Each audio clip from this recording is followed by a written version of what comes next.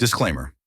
This content is created based on my unprofessional opinion and analysis of related topics for social communication purposes, to expand our mutual views by discussing and analyzing the matters. The source of information and evidence for this content is social media, which contains facts, rumors, and some other fragments without proof for their authenticity or accuracy.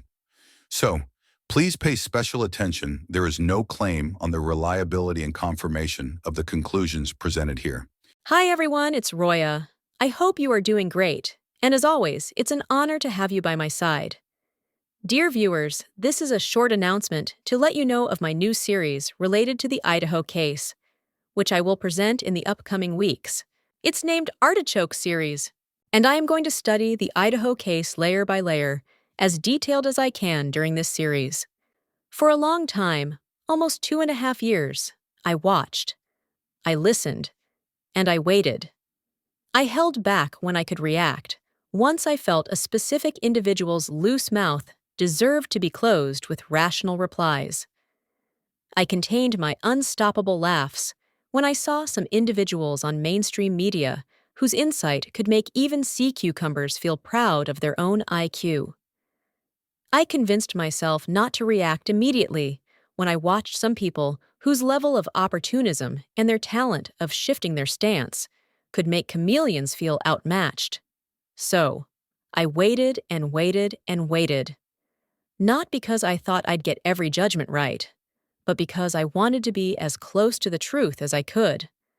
I waited and observed until it reached a specific point at which every role became fixed. The trial. Now it's time. Why? Because the held trial, which was the end for some, it's just the start for some others like me. Now it's our turn. The case is the same, the Idaho case, but the ones who had the biggest role in distorting the truth and shaping this closure for the case are determined. Now it's our turn to have the biggest role in restoring the true face of the truth and releasing the chained justice to the case, and not being stopped by only a closure. In my upcoming videos, I'll be studying the case layer by layer as much as I am capable of. In this series, I aim to discover what the Idaho case represents: a human being's tragedy, an American tragedy, or humanity's tragedy. Perhaps it encompasses all of these. So, dear viewers, stay tuned and be ready to expand our views by sharing our knowledge and opinions with each other. There is another important thing I should note here, that by no means do I approach creating the videos as a business. Of course, it's not bad if someone wants to grow their financial income by producing their videos, but when it comes to me, due to being a non-English speaker, it is not as easy for me to turn on my camera and sit before it and say whatever and whenever I want.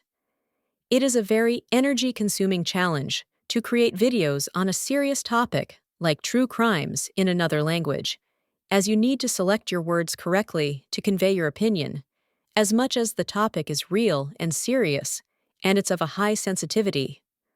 Only a non-English speaker understands what I mean, but it's okay, and I enjoy speaking my truths despite having many difficulties. Lastly, I want to answer your question, which I'm sure you have been keeping in your mind, regarding the thumbnail of this video. For sure, you might have been waiting to know what this thumbnail has to do with today's video. My answer to my dear viewers is, I will definitely break it down in my upcoming video. We are going to have some wrestling with our minds. So, until then, you think about it and suggest what this picture could say.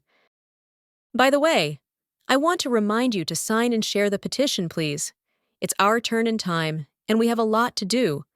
So, if each person who signs the petition commits to sharing the petition link with at least one other person who stands for truth and justice, like themselves, the result will be amazing.